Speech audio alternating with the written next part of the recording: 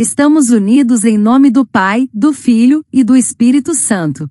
Amém. Domingo, 29 de março de 2026. Domingo de Ramos da Paixão do Senhor. Procissão de Ramos. Evangelho. Bendito o que vem em nome do Senhor. Proclamação do Evangelho de Jesus Cristo segundo Mateus 21, 1-11. Naquele tempo Jesus e seus discípulos aproximaram-se de Jerusalém e chegaram a Betfagé, no Monte das Oliveiras.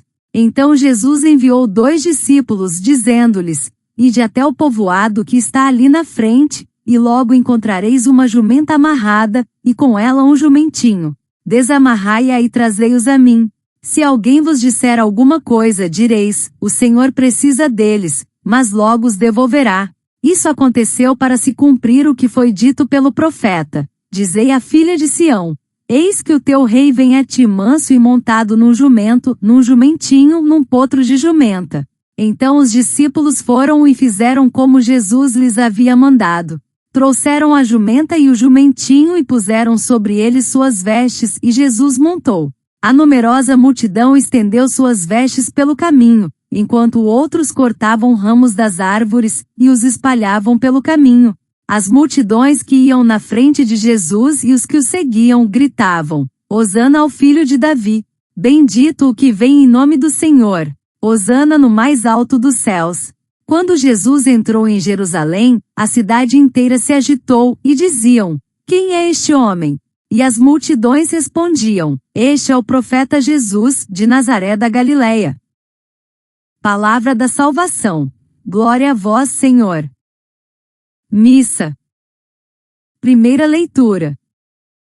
Leitura do livro do profeta Isaías 50, 4-7. O Senhor Deus deu-me língua adestrada, para que eu saiba dizer palavras de conforto à pessoa abatida. Ele me desperta cada manhã e me excita o ouvido, para prestar atenção como um discípulo. O Senhor abriu-me os ouvidos. Não me resisti nem voltei atrás. Ofereci as costas para me baterem e as faces para me arrancarem a barba. Não desviei o rosto de bofetões e cusparadas. Mas o Senhor Deus é meu auxiliador, por isso não me deixei abater o ânimo. Conservei o rosto impassível como pedra, porque sei que não sairei humilhado. Palavra do Senhor. Graças a Deus. Salmo 21. Meu Deus, por que me abandonastes? Riem de mim todos aqueles que me veem, torcem os lábios e sacodem a cabeça. Ao Senhor se confiou, Ele o liberte e agora o salve, se é verdade que Ele o ama. Cães numerosos me rodeiam furiosos, e por um bando de malvados fui cercado. Transpassaram minhas mãos e os meus pés e eu posso contar todos os meus ossos. Eis que me olham e ao ver-me se deleitam. Eles repartem entre si as minhas vestes e sorteiam entre si a minha túnica. Vós, porém, ó meu Senhor, não fiqueis longe, ó minha força, vinde logo em meu socorro. Anunciarei o vosso nome a meus irmãos e no meio da assembleia hei de louvar-vos. Vós que temeis ao Senhor Deus, dai-lhe louvores, glorificai-o, descendentes de Jacó, e respeitai-o toda a raça de Israel. Meu Deus, por que me abandonastes? Segunda leitura. Leitura da Carta de São Paulo aos Filipenses 2, 6, 11. Jesus Cristo, existindo em condição divina, não fez do ser igual a Deus uma usurpação, mas ele esvaziou-se a si mesmo, assumindo a condição de escravo e tornando-se igual aos homens. Encontrado com aspecto humano, humilhou-se a si mesmo, fazendo-se obediente até a morte, e morte de cruz. Por isso, Deus o exaltou acima de tudo, e lhe deu o nome que está acima de todo nome. Assim, ao nome de Jesus, todo joelho se dobre no céu, na terra e abaixo da terra, e toda língua proclame: Jesus Cristo é o Senhor, para a glória de Deus Pai. Palavra do Senhor. Graças a Deus. Anúncio do Evangelho de Mateus 27, 11, 54. Paixão de nosso Senhor Jesus Cristo segundo Mateus. Naquele tempo Jesus foi posto diante de Pôncio Pilatos, e este o interrogou: Tu és o rei dos judeus? Jesus declarou: É como dizes. E nada respondeu quando foi acusado pelos sumos sacerdotes e anciãos. Então Pilatos perguntou: Não estás ouvindo de quanta coisa eles te acusam? Mas Jesus não respondeu uma só palavra, e o governador ficou muito impressionado. Na festa da Páscoa, o governador costumava soltar o prisioneiro que a multidão quisesse. Naquela ocasião, tinham um prisioneiro famoso chamado Barrabás. Então Pilatos perguntou à multidão reunida: Quem vós quereis que eu solte, Barrabás ou Jesus, a quem chamam de Cristo? Pilatos bem sabia que eles haviam entregado Jesus por inveja. Enquanto Pilatos estava sentado no tribunal, sua mulher mandou dizer a ele: Não te envolvas com esse justo, porque esta noite em sonho sofri muito por causa dele. Porém os sumos sacerdotes e os anciãos convenceram as multidões para que pedissem Barrabás e que fizessem Jesus morrer. O governador tornou a perguntar: Qual dos dois quereis que eu solte? Eles gritaram: Barrabás. Pilatos perguntou: Que farei com Jesus que chamam de Cristo? Todos gritaram: Seja crucificado. Pilatos falou: Mas que mal ele fez? Eles, porém, gritaram com mais força: Seja crucificado. Pilatos viu que nada conseguia e que poderia haver uma revolta.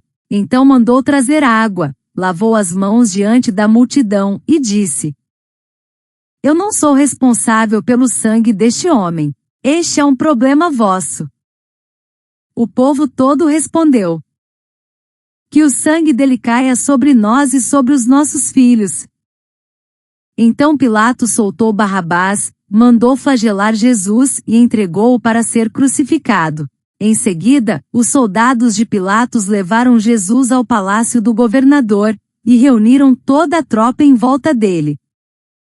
Tiraram sua roupa e o vestiram com um manto vermelho. Depois teceram uma coroa de espinhos, puseram a coroa em sua cabeça, e uma vara em sua mão direita. Então se ajoelharam diante de Jesus e zombaram, dizendo: Salve, Rei dos Judeus! Cuspiram nele e pegando uma vara bateram na sua cabeça. Depois de zombar dele, tiraram-lhe o manto vermelho e de novo, o vestiram com suas próprias roupas. Daí o levaram para crucificar. Quando saíam, encontraram um homem chamado Simão, da cidade de Cirene, e o obrigaram a carregar a cruz de Jesus. E chegaram a um lugar chamado Gólgota, que quer dizer lugar da caveira. Ali deram vinho misturado com fel para Jesus beber. Ele provou, mas não quis beber. Depois de o crucificarem, fizeram um sorteio, repartindo entre si as suas vestes. E ficaram ali sentados, montando guarda. Acima da cabeça de Jesus puseram o motivo da sua condenação. Este é Jesus, o Rei dos Judeus. Com ele também crucificaram 2 ladrões, um à direita e outro à esquerda de Jesus. As pessoas que passavam por ali o insultavam, balançando a cabeça e dizendo: Tu, que ias destruir o templo e construí-lo de novo em 3 dias, salva-te a ti mesmo. Se és o Filho de Deus, desce da cruz. Do mesmo modo, os sumos sacerdotes, junto com os mestres da lei e os anciãos, também zombavam de Jesus. A outro salvou, a si mesmo não pode salvar. É Rei de Israel. Desça agora da cruz. E acreditaremos nele. Confiou em Deus, que o livre agora, se é que Deus o ama, já que ele disse: Eu sou filho de Deus. Do mesmo modo, também os 2 ladrões que foram crucificados com Jesus o insultavam. Desde o meio-dia até as 3 horas da tarde, houve escuridão sobre toda a terra. Pelas 3 horas da tarde, Jesus deu um forte grito: Eli, Eli, lama sabachthani. Que quer dizer: meu Deus, por que me abandonaste?" Alguns dos que ali estavam ouvindo disseram: "Ele está chamando Elias." E logo um deles, correndo, pegou uma esponja, ensopou-a em vinagre, colocou-a na ponta de uma vara, e lhe deu para beber.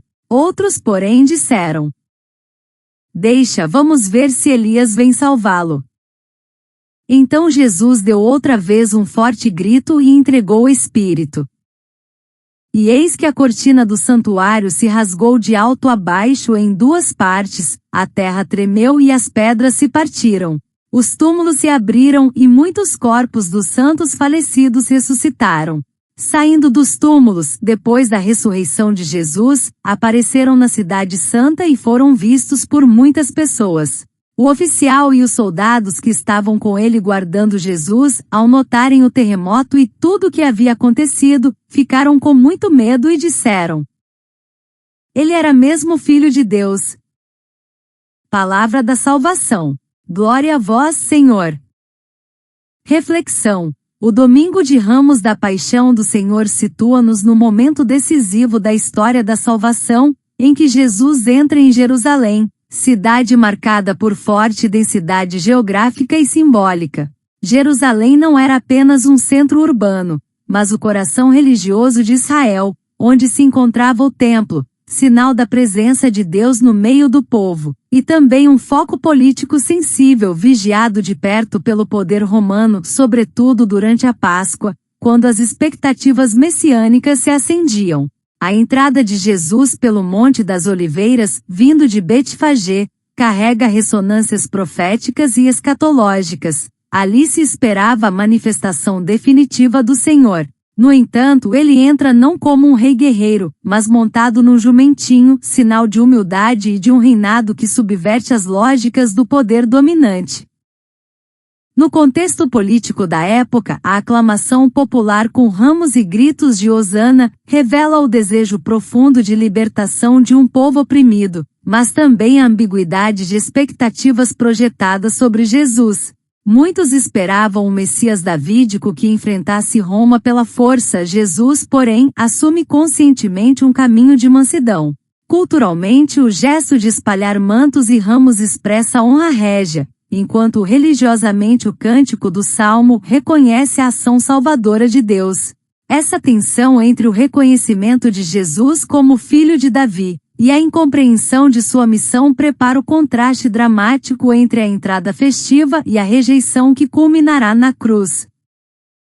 A primeira leitura de Isaías apresenta a figura do servo do Senhor, cuja obediência nasce de uma escuta profunda e cotidiana de Deus. Trata-se de um contexto de sofrimento coletivo e de exílio interior, em que a fidelidade a Deus implica perseguição e humilhação. O servo não responde com violência, mas com confiança radical no auxílio divino. Este retrato encontra eco pleno em Jesus, que na paixão, oferece as costas aos açoites e o rosto à humilhação, revelando uma teologia da entrega que transforma o sofrimento em lugar de revelação do amor fiel de Deus. O Salmo 21:22, rezado na liturgia e colocado nos lábios do crucificado, emerge de um contexto de extrema aflição, mas também de esperança. Socialmente expressa a experiência do justo abandonado, ridicularizado e exposto à violência. Religiosamente, é uma oração que atravessa o silêncio de Deus sem romper a relação com ele. Ao ser retomado na paixão, o Salmo revela que o grito de Jesus não é desespero sem sentido, mas oração confiada que abraça toda a dor humana e a leva até o coração do Pai. Na carta aos Filipenses, Paulo insere a paixão no horizonte teológico mais amplo, marcado pelo hino cristológico do esvaziamento.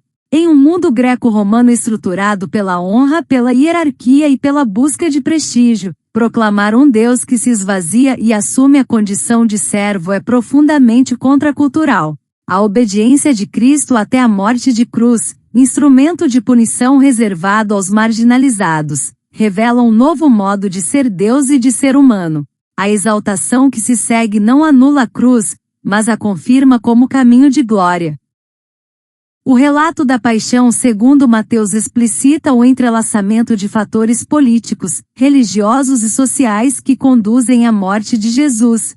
Pilatos representa o poder imperial pragmático, mais preocupado com a manutenção da ordem do que com a justiça, as lideranças religiosas temerosas de perder influência, e a multidão facilmente manipulável, oscilando entre aclamação e condenação.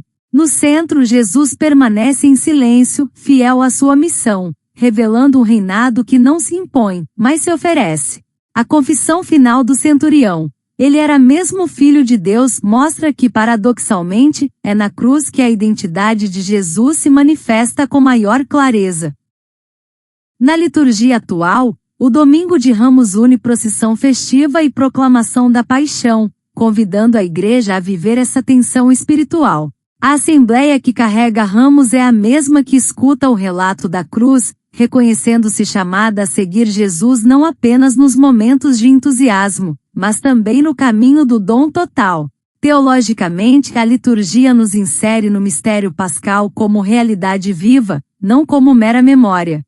Pastoralmente, isso interpela comunidades e fiéis a discernirem se suas aclamações se traduzem em fidelidade concreta, especialmente diante do sofrimento, da injustiça e da cruz presentes na história atual. Irmãos e irmãs, as leituras nos conduzem a reconhecer que o verdadeiro rosto de Deus se revela na humildade que entra em Jerusalém, na obediência silenciosa do servo e no amor levado até o extremo da cruz. Celebrar este domingo é aceitar que o caminho da salvação passa pela conversão das expectativas, pela escuta obediente e pela confiança que atravessa a noite. Somos convidados a passar da admiração superficial para o seguimento comprometido, deixando que o Cristo humilde reine em nossas escolhas e relações. Oremos: Senhor Jesus, Rei manso que entras em nossa história sem armas nem imposições, recebe os ramos de nossas mãos e os desejos de nossos corações ainda confusos. Ensina-nos a escutar como discípulos despertos, a sustentar os abatidos com palavras que nascem do silêncio orante, e a não fugir quando a fidelidade nos expõe à dor. No mistério da tua cruz, acolhe nossos gritos de abandono e transforma-os em confiança. Rasga os véus que nos separam de ti e faz de nossas quedas caminho de encontro.